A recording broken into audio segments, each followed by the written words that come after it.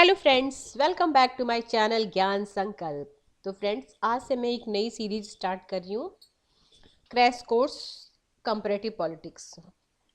तो आज मैं ये कंपैरेटिव पॉलिटिक्स आपको यूजीसी नेट के सिलेबस के अकॉर्डिंगली कराऊंगी। तो यूजीसी नेट पॉलिटिकल साइंस का फर्स्ट जो सिलेबस में है वो approaches of the study of comparative politics. तो फ्रेंड्स, अब मेरे चैनल पे आपको बहुत सारे वीडियो पॉलिटिकल साइंस के और कुछ वीडियो हिस्ट्री के मिलेंगे। पॉलिटिकल साइंस की 1000 क्वेश्चन सीरीज है जो यूजीसी नेट में आए हुए प्रीवियस ईयर के क्वेश्चन की मैंने काफ़ी सारे क्वेश्चन उसमें डाल दिए प्लेलिस्ट में। आप प्लेलिस्ट बना हुआ है मेरे चैनल पे, आप प्लेलिस्ट पे जाओ। और पॉलिटिकल थ्योरी की मैंने बहुत सारी क्लासेस ली, लगभग कंप्लीट ही एक दो टॉपिक बचा हुआ पॉलिटिकल थ्योरी की, तो आप वो भी देख सकते हो मेरे चैनल पे।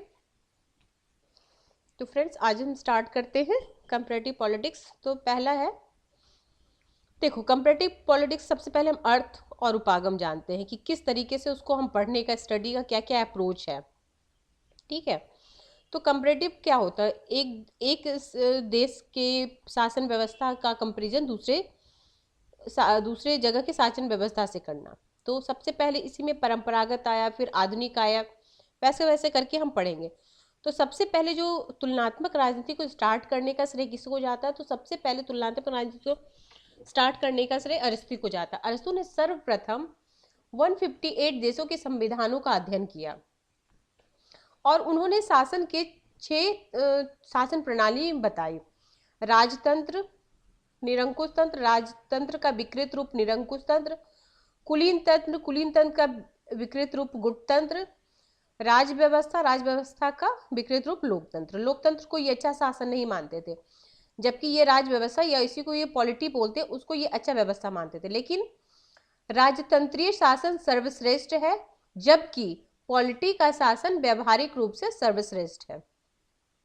ठीक है। आगे मॉन्टेस्क्यू ने सर्वप्रथम शक्ति पृथक्करण का सिद्धांत दिया। इससे सीधे क्वेश्चन पूछता है कि शक्ति पृथक्करण का सिद्धांत किस विद्वान द्वारा दिया गया? मॉन्टेस्क्यू द्वारा। और इनकी बुक का नाम है, ये भी बुक काफी इंपॉर्टेंट, स्पिरिट ऑफ लॉज।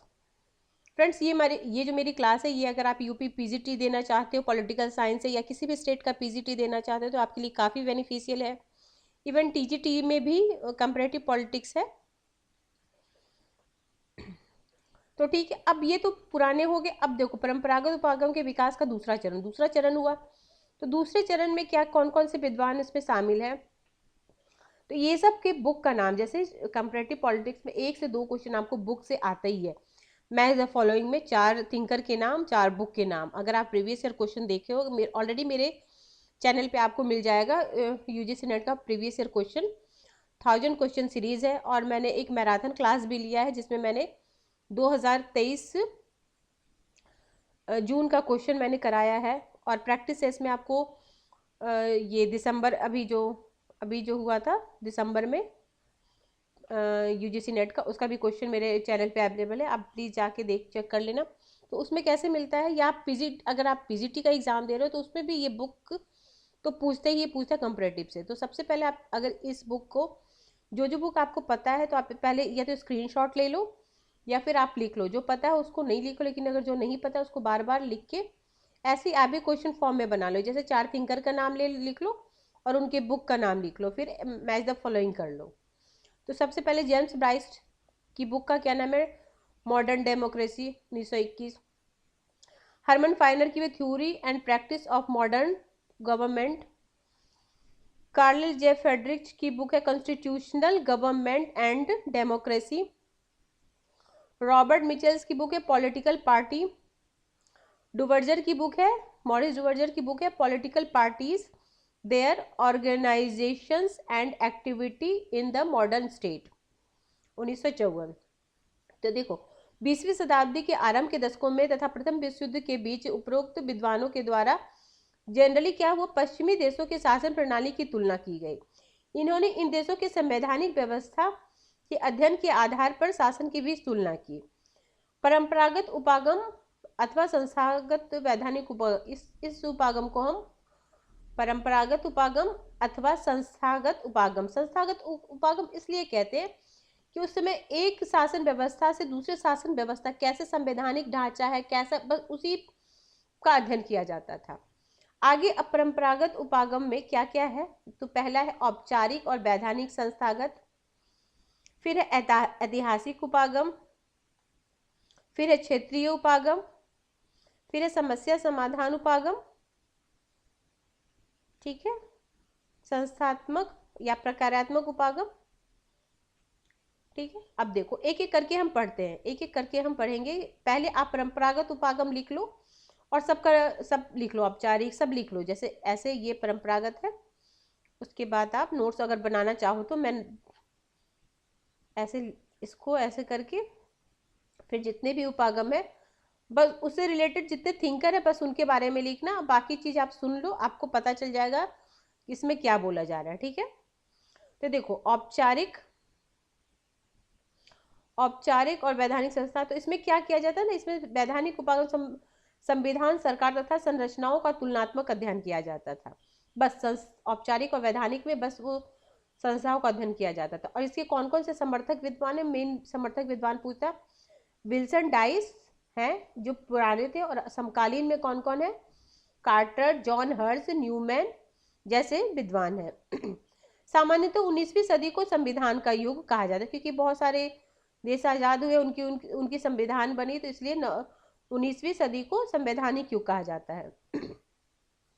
अब इसमें जो ये जो उपागम है औपचारिक और वैधानिक संस्था, इसमें क्या कमियां थी, तो इसमें कमियां ये थी कि औपचारिक वैधानिक उपागम की अनेक आधारों पर आलोचना की जाती थी। क्यों आलोचना की, उसके तुलनात्मक राज्य की इस उपागम में संविधान एवं संस्थाओं के अध्ययन पर बल दिया गया, जबकि सामाजिक, आर्थिक और मनोवैज्ञानिक कारकों की उपेक्षा की गई। जैसे ब्रिटेन में सैद्धांतिक रूप से संसद सर्वोच्च है, किंतु व्यवहारिक रूप से ऐसा नहीं है।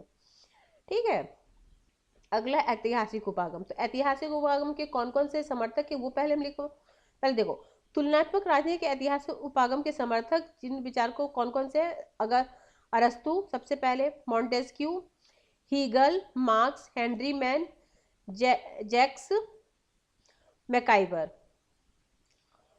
उदाहरण के लिए हीगल के विचारों में राज्य के विकास का ऐतिहासिक उल्लेख पाया जाता है तथा हीगल ने एशियाई राज्यों और पश्चिमी राज्यों के मध्य अंतर बताया। उन्होंने जर्मन तथा राष्ट्र राज्य को सर्वश्रेष्ठ कहा। ऐतिहासिक उपागम के समर्थक राजनीतिक संस्थाओं के विकास पर बल देते थे। क्या, राजनीतिक संस्थाओं के विकास पे बल देते थे।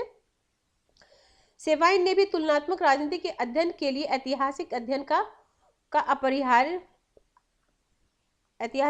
को अपरिहार्य माना है। ठीक है, अब ये में क्या कमियां थी, तो ऐतिहासिक उपागम के संबंध में सबसे बड़ी समस्या है कि इसमें विद्वान विभिन्न रूपों में व्याख्यात करते हैं। आलोचना के अनुसार अतीत पर ज्यादा बल देकर वर्तमान को ठीक प्रकार से नहीं समझ,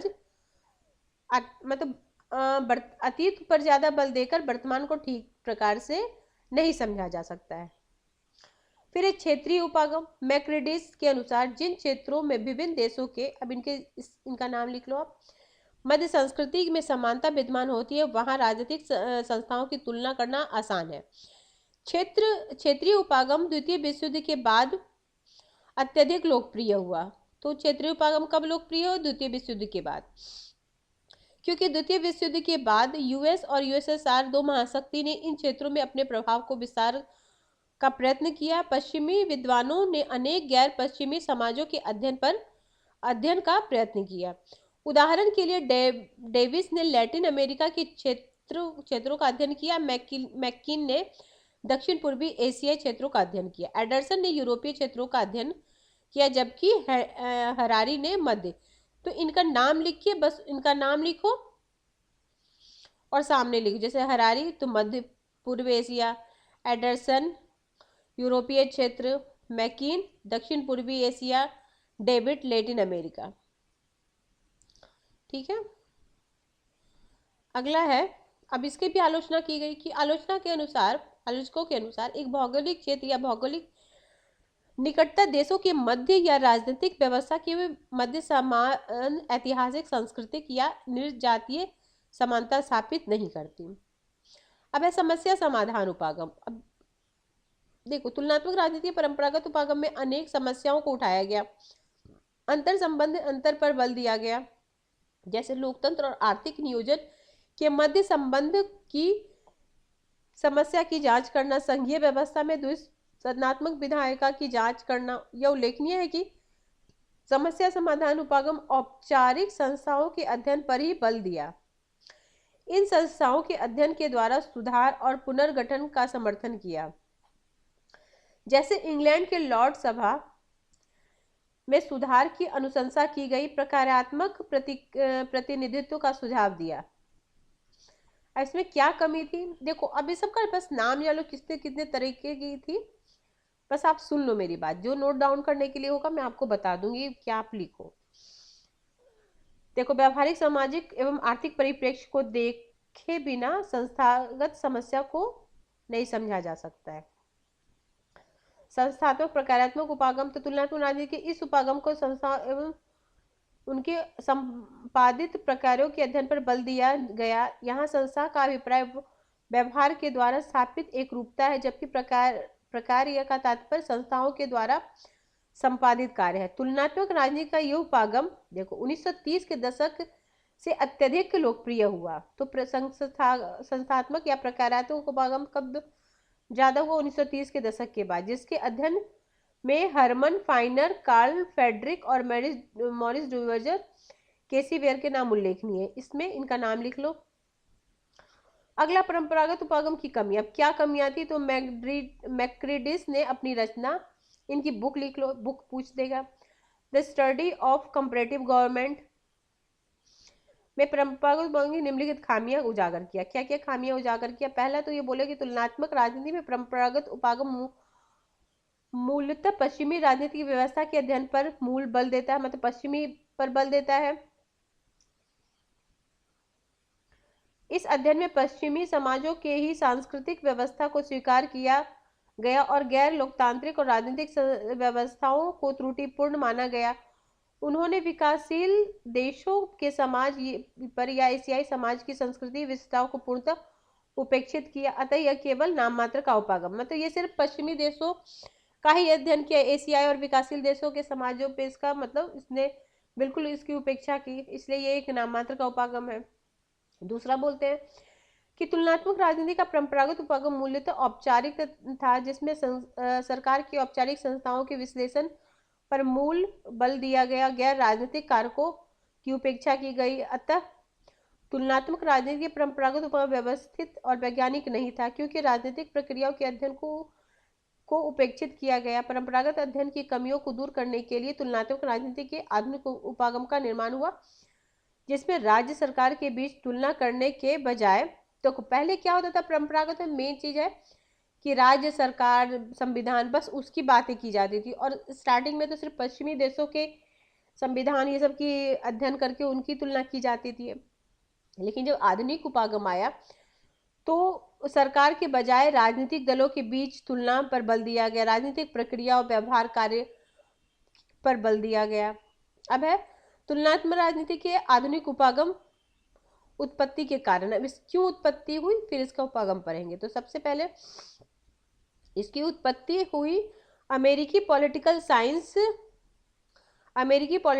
एसोसिएशन ने व्यावहारिक उपागम के माध्यम से स्वयं को वैज्ञानिक रूप में प्रस्तुत किया। परिणाम स्वरूप तुलनात्मक राजनीति के आधुनिक उपागम का जन्म हुआ। फिर है अमेरिकी पॉलिटिकल साइंस ने व्यावहारिक उपागम के माध्यम से स्वयं को वैज्ञानिक रूप से प्रस्तुत किया। परिणाम स्वरूप तुलनात्मक राजनीति को आधुनिक उपागम का जन्म हुआ। ठीक है, तुलनात्मक राजनीति के आधुनिक उपागम का आधार रॉबर्ट मिचेल्स तथा डुवर्जर की रचनाओं में विद्यमान है, जिन्होंने संविधान और सरकार की तुलना के बजाय दलीय प्रणाली की तुलना पर ध्यान केंद्रित किया।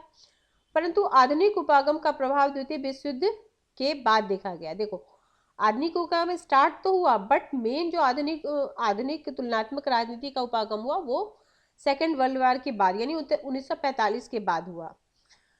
अब ये बुक का नाम है, ये बुक भी लिख लो, पहले भी मैंने लिखाया था परंपरागत के दूसरे चरण में जो बुक, और ये भी आप लिख लो या तो स्क्रीनशॉट ले लो। देखो, रॉय सी मैक्रिडिस, इनका क्या है, the study of comparative government 1966, Harry Eckstein, a perspective of on comparative politics, David Apter का Almond, David Apter, Almond and Powell, political development. अब है माइकल कर्टिस ने कंपैरेटिव गवर्नमेंट एंड पॉलिटिक्स का नामक रचना लिखी। अगला है तुलनात्मक राजनीति के आधुनिक उपागम में राज्य सरकार के बीच तुलना करने के बजाय राजनीतिक व्यवस्था के बीच तुलना करने का प्रयास किया गया। तुलनात्मक राजनीति के अध्ययन के आधुनिक उपागम में विकासशील देशों के समाज पर विशेष बल दिया है। देखो, परंपरागत में पश्चिमी देशों के राजनीतिक व्यवस्था पे बल दिया गया था और आधुनिक में विकासशील देशों के समाजों पर बल दिया गया। इसलिए डेविड कॉलमैन आलमंड वर्बा ने विकासशील देशों में भारत, श्रीलंका, लैटिन अमेरिका देशों के अध्ययन पर बल दिया। देखो, जब देखो ये कौन, आलमंड और कॉलमैन जो है ना, जो संरचनात्मक प्रकारात्मक उपागम जो दिए थे वो विकासशील देशों, ये भी क्वेश्चन पूछता है। और डेविड स्टर्न ने जो आगत निर्गत का सिद्धांत दिया था वो विकसित देशों के राजनीतिक व्यवस्था के अध्ययन करके उस पर बल दिया था। और आलमंड और कॉलमैन ने विकासशील देशों, ये भी एक बार क्वेश्चन आ चुका है।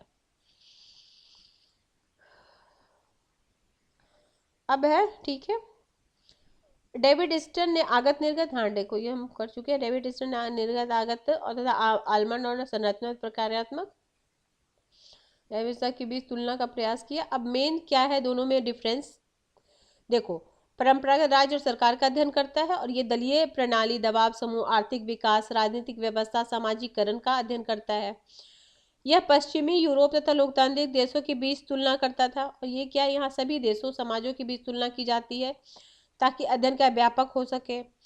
राज्य सरकार विधानसभा का अध्ययन, यहाँ राजनीतिक व्यवस्था का अध्ययन, देखो यहाँ राज्य सरकार और संविधान का अध्ययन किया जाता था, उन्हीं तक सीमित था। ये पूरी राजनीतिक व्यवस्था का अध्ययन है। अब है, देखो, डेविड स्टर्न का आगत निर्गत, आलमंड, ये तो हम अब यहाँ से कर, देखो सबसे पहले व्यवस्था उपागम, ये भी क्वेश्चन आता है सबसे। देखो, व्यवस्था उपागम तो पॉलिटिकल साइंस में कौन दिए हैं, ये डेविड क्या है, डेविड स्टर्न ने दिया है, ठीक है। डेविड स्टर्न ने व्यवस्था उपागम दिया, लेकिन व्यवस्था उपागम स्टार्टिंग कहाँ से हुआ, ये भी क्वेश्चन आता है। व्यवस्था उपागम का सैद्धांतिक आधार लुडविग बर्टलॉफ ने दिया, जो जीव वैज्ञानिक थे, ठीक है। ये भी क्वेश्चन आता है, आप इसको भी नोट डाउन कर लो। उन्होंने सामान्य व्यवस्था सिद्धांत का निर्माण का प्रयास किया। व्यवस्था सिद्धांत व्यवहारिक क्रांति का परिणाम है। व्यवस्था का मूल मान्यता निम्नलिखित है। क्या क्या मान्यता है, समग्र अध्ययन पर बल दिया जाना चाहिए, न कि खंड भाग के अध्ययन को महत्वपूर्ण माना जाना चाहिए। व्यवस्था सिद्धांत के अनुसार समग्र अध्ययन उसके अवयवों के योग से अधिक है। व्यवस्था सिद्धांतकारों ने राजनीतिक व्यवस्था का अध्ययन परिवेश के अंतर्गत करने का प्रयास किया। व्यवस्था सिद्धांतकारों का मूल उद्देश्य राजनीतिक व्यवस्था में एक सामान्य सिद्धांत का निर्माण करना था। व्यवस्था सिद्धांत का सामाजिक विज्ञानों में प्रयोग दो विचारकों की देन मानी जाती है, ब्रॉनिस्लॉ मेलिनोवस्की और रेडक्लिफ ब्राउन। यह मूलतः एंथ्रोपोलॉजी से विषय से जुड़े हुए हैं। व्यवस्था सिद्धांत राजनीतिक विज्ञान व्यापक प्रयोग अंतरराष्ट्रीय राजनीति में मार्टिन कैप्लॉन ने किया था। अंतरराष्ट्रीय राजनीति में, अब ये हम कंपैरेटिव पॉलिटिक्स पर है जिसमें डेविड स्टर्न है, और अंतरराष्ट्रीय राजनीति में जो व्यवस्था सिद्धांत है मार्टिन कैप्लॉन द्वारा। व्यवस्था सिद्धांत को मानने वाले अन्य विचारकों में कार्ल डुइस, जो हमें संचार सिद्धांत से संबंधित है, Stanley Hoffmann, Charles McClelland, David Singer, Kenneth Boulding. ये विचारक संघर्ष समाधान, कॉन्फ्लिक्ट रिजोल्यूशंस से जुड़े हुए हैं।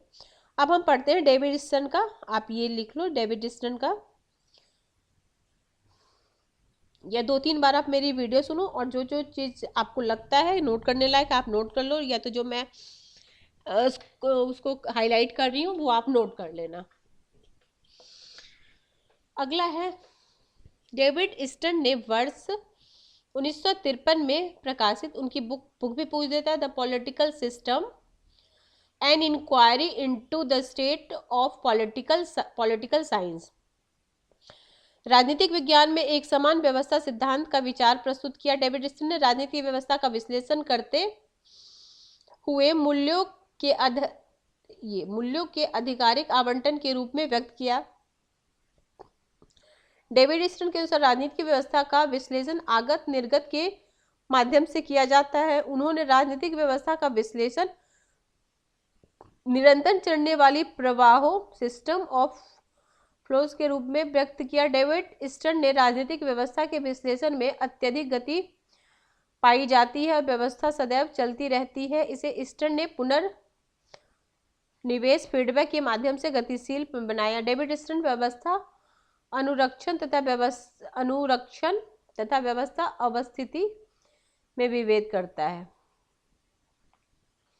अब इसके आगत में क्या क्या है और निर्गत देखो, डेविड स्टर्न के अनुसार समाज या पर्यावरण में आने वाली मांग एक समर्थन आगत है, जिसके अनुसार मांग के निम्नलिखित प्रकार है। किस किस तरह की मांग होती है?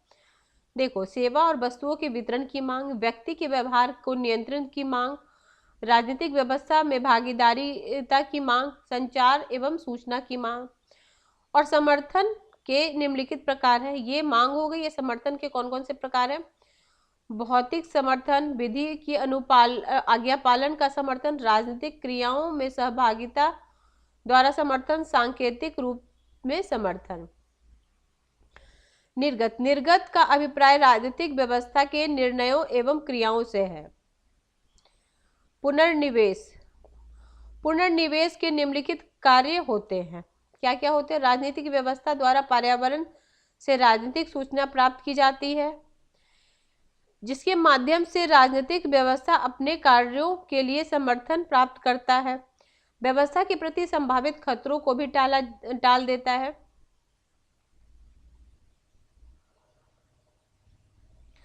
पुनर्निवेश के माध्यम से राजनीति की व्यवस्था भविष्य की मांग को भी प्राप्त करता है। अब ये गेट कीपिंग नियंत्रण व्यवस्था, ये भी पूछता है गेट कीपिंग किसने दिया था। देखो, डेविड स्टर्न ने राजनीतिक व्यवस्था के अति भार से बचाने के लिए गेट कीपिंग की व्यवस्था की थी। तो डेविड स्टर्न ने राजनीतिक व्यवस्था के अति भार को रखने के लिए निम्नलिखित उपायों का वर्णन किया। क्या क्या उपाय बताए थे? पहला, राजनीतिक व्यवस्था में अनियंत्रित और बेरोक-टोक मांग प्रवेश न कर सके। राजनीतिक व्यवस्था द्वारा कुछ ऐसे सांस्कृतिक एवं सामाजिक मानकों का निर्माण किया जाता है जिससे प्रतिकूल मांगों को अस्वीकार और स्वीकृत कर दिया जाता है। आलोचना। अब क्या क्या आलोचना हुई इनकी? तो देखो, आलोचकों के अनुसार डेविड स्टर्न ने अपने अध्ययन में यथा स्थिति पर बल प्रदान किया। उसका मॉडल विकासशील देशों और साम्यवादी देशों में प्रभावी रूप से लागू नहीं होता, क्योंकि वो विकसित देशों पे मेन लागू होता था। स्टर्न के अनुसार अध्ययन में शक्ति के अध्ययन की उपेक्षा की गई। परिवेश की बात करते हैं, लेकिन परिवेश क्या है परिभाषित नहीं किया। स्टर्न द्वारा प्रस्तुत राजनीतिक विज्ञान की परिभाषा राजनीतिक विज्ञान मूल्यों का आधिकारिक आवंटन अपूर्ण है, क्योंकि राजनीतिक व्यवस्था और अन्य व्यवस्था द्वारा आवंटित मूल्यों में उन्होंने स्पष्ट रूप से विभेद नहीं किया। ठीक है, अब हम पढ़ते हैं आलमंड।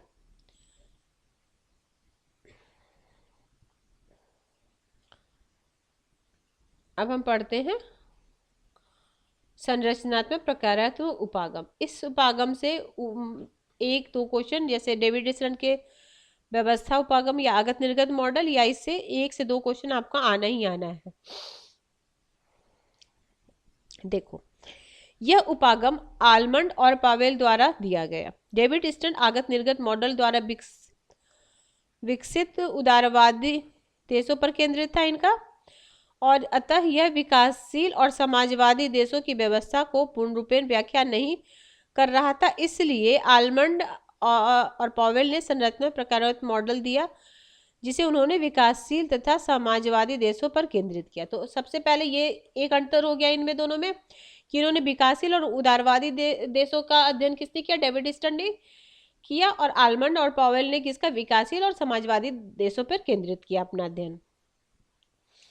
फिर आलमंड एवं पॉवेल ने स्टर्न की परिभाषा को संशोधित करते हुए राजनीति की व्यवस्था, वैधानिक एवं भौतिक सत्ता का प्रयोग किया। विशेषताएं, आलमंड एवं पॉवेल के अनुसार एक व्यवस्था की निम्नलिखित विशेषता होती है। क्या क्या विशेषता होती है?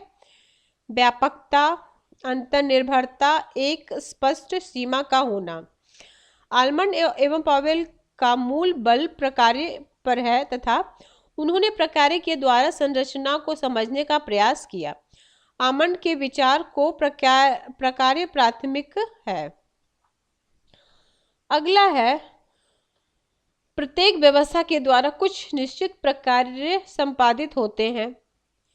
ये प्रकार कुछ निश्चित संरचनाओं के द्वारा किए जाते हैं। संरचनाओं से तात्पर्य विभिन्न व्यक्तियों की भूमिकाओं के समुच्चय से है। उदाहरण के लिए न्यायाधीशों की भूमिका या कर्तव्य। ये प्रकार एक निश्चित परिवेश के अंतर्गत किए जाते हैं। आलमंड और पॉवेल के अनुसार इसके प्रयोग में के द्वारा राजनीतिक व्यवस्था का प्रकारात्मक अध्ययन संभव है। इसका प्रयोग तुलना के लिए भी किया जा सकता है। इस मॉडल का प्रयोग सभी प्रकार की राजनीतिक व्यवस्थाओं के अध्ययन के लिए किया जा सकता है। आलमंड और पॉवेल के अनुसार राजनीतिक व्यवस्था का अध्ययन, इसके विकास का अध्ययन भी इस उपागम में किया जा सकता है।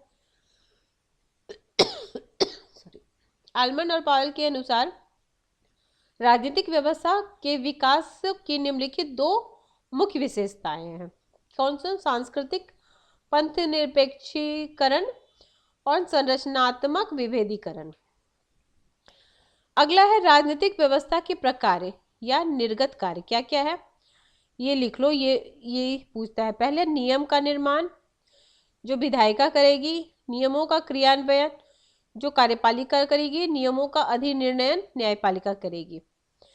राजनीतिक व्यवस्था के मुख्य एवं प्राथमिक कार्य, तो राजनीतिक समाजीकरण। देखो, ये राजनीतिक समाजीकरण क्या क्या कार्य है? राजनीतिक समाजीकरण है हित अभिव्यक्ति या इंटरेस्ट आर्टिकुलेशन। फिर है हित एकीकरण। इसको सीरियल रूप से लिख लो, जैसे जैसे लिखा हुआ है ना, उसको भी सजाने के लिए आता है कि किसके बाद क्या क्या होगा। फिर है संचार, राजनीतिक संचार, पॉलिटिकल कम्युनिकेशन। ठीक है, अब इसको एक्सप्लेन मैं कर देती हूँ। देखो, सामाजिक राजनीतिक मूल्यों की एक पीढ़ी से दूसरी पीढ़ी को स्थानांतरण राजनीतिक समाजीकरण के कार्य राजनीतिक संस्कृति, राजनीतिक भर्ती द्वारा किया जाता है। राजनीतिक संस्कृति व्यवस्था को देखने का एक अलग दृष्टिकोण है। राजनीतिक भर्ती, पॉलिटिकल रिक्रूटमेंट, राजनीतिक समाजीकरण का उद्देश्य है वो राजनीतिक भर्ती को आसान बनाना है। राजनीति की वजह से दलों, दबाव समूहों, सदस्यों विभिन्न गतिविधियों में भाग लेना। हित अभिव्यक्तिकरण, तो इसमें क्या बोलता है? दबाव समूह द्वारा अपने हितों को व्यक्त करना, सरकार पर दबाव डालना। उदाहरण के लिए अखिल भारतीय विद्यार्थी परिषद, किसान मोर्चा, ये सब जो अपने हित के लिए सरकार पर दबाव डालते हैं अपने कार्य के लिए। हित का एकीकरण, उसमें क्या होता है? राजनीतिक दलों द्वारा विभिन्न हितों के एकीकरण करना, जैसे कांग्रेस के विभिन्न छात्र, युवा, महिला मोर्चा इत्यादि कांग्रेस जो विभिन्न हितों के साथ लेकर चलती है। फिर राजनीतिक संचार, पॉलिटिकल कम्युनिकेशन, लोगों में राजनीतिक दलों के उद्देश्यों, मूल्यों के संचार, जैसे प्रेस, जनसंपर्क के साधन। आलमंड और पॉवेल ने राजनीतिक व्यवस्था को निम्नलिखित रूप में परिभाषित किया। उनके अनुसार व्यवस्था अनेक अवयवों से मिलकर बनी होती है, इसलिए उन्होंने व्यापकता पाई जाती है। व्यवस्था के अवयवों में परस्पर अंतर्निर्भरता होती है। प्रत्येक व्यवस्था की एक निर्धारित सीमा होती है। आलमंड और पॉवेल ने व्यवस्था का विश्लेषण करते हुए सभी प्रकार की संरचनाओं को सम्मिलित किया, जिसमें दलीय व्यवस्था, दबाव समूह, राजनीतिक संचार सम्मिलित है। उनके अनुसार व्यवस्था द्वारा साम्यवाद, सामंजस्य एवं तुलना बनाए रखा जाता है। फिर है, ठीक है। राजनीतिक सामाजिक राजनीतिक संस्कृति प्रवेश करता है, इनके द्वारा मूल्यों को एक पीढ़ी से दूसरी पीढ़ी, ठीक है।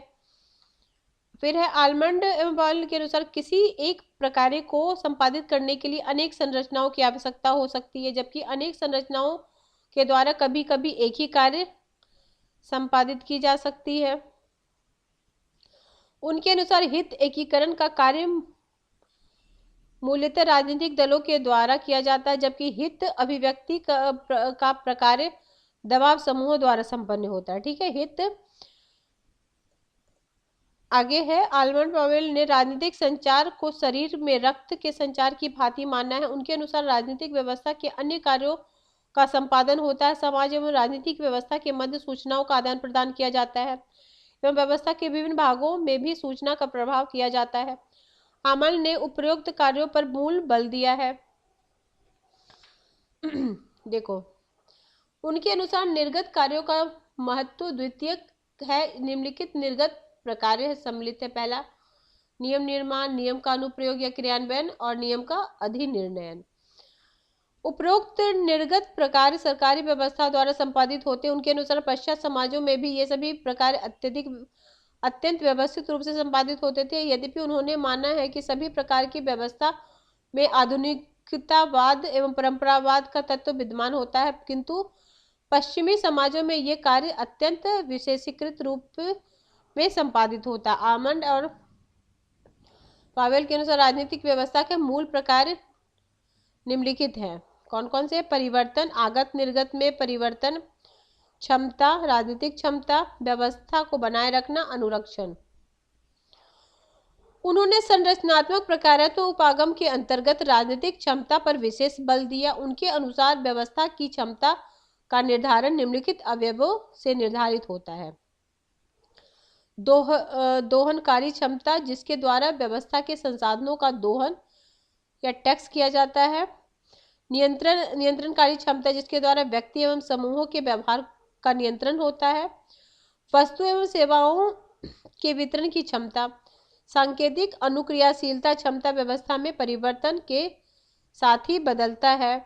फिर है, उनके अनुसार राजनीतिक व्यवस्था के समक्ष अनेक चुनौतियां भी उत्पन्न होती है। कौन कौन सी? राष्ट्र निर्माण की चुनौती, राजनीतिक सहभागिता की चुनौती और वस्तुओं एवं सेवाओं के वितरण की चुनौती।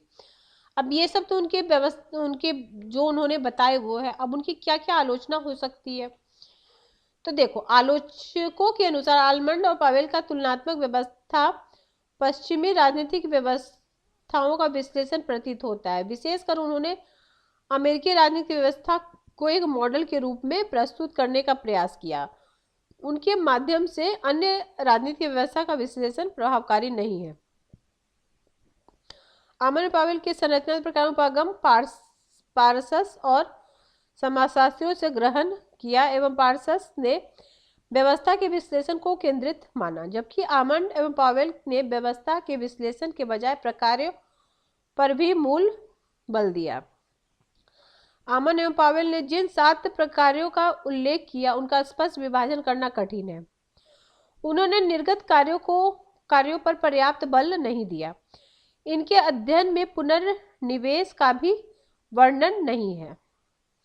अब निष्कर्ष क्या है? निष्कर्ष है, उन्होंने प्रकारात्मक आधार पर तुलनात्मक राजनीति में नए मॉडल के विकास का प्रयत्न किया। उन्होंने डेविड स्टन की विसंगतियों को दूर करते हुए राजनीतिक व्यवस्था को वैधानिक सत्ता और शक्ति के बाध्यकारी प्रयोग के रूप में चित्रित किया। उन्होंने पहली बार सामाजिकरण एवं राजनीतिक सांस्कृतिक जैसे संकल्पों का भी प्रयोग किया।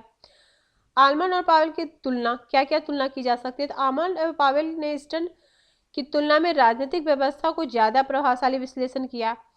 आलमंड और पावेल ने राजनीतिक संस्कृति का अत्यधिक प्रभावी प्रयोग किया, जबकि स्टन के विचार में यह संकल्पना अनुपस्थित थी।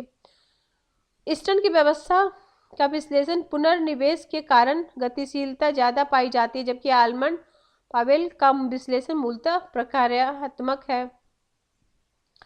ठीक है फ्रेंड्स, तो आज की क्लास में हम यहीं तक करते हैं। नेक्स्ट क्लास में हम संचार सिद्धांत, आगे मार्क्सवादी उपागम और क्या क्या इस चैप्टर में बचा हुआ है बताती हूँ आपको। राजनीतिक सामाजिकरण, फिर है राजनीतिक सांस्कृतिक, फिर है राजनीतिक सामाजिकरण, राजनीतिक समाजीकरण है। फिर है ये राजनीतिक अर्थशास्त्र, पॉलिटिकल इकोनॉमी।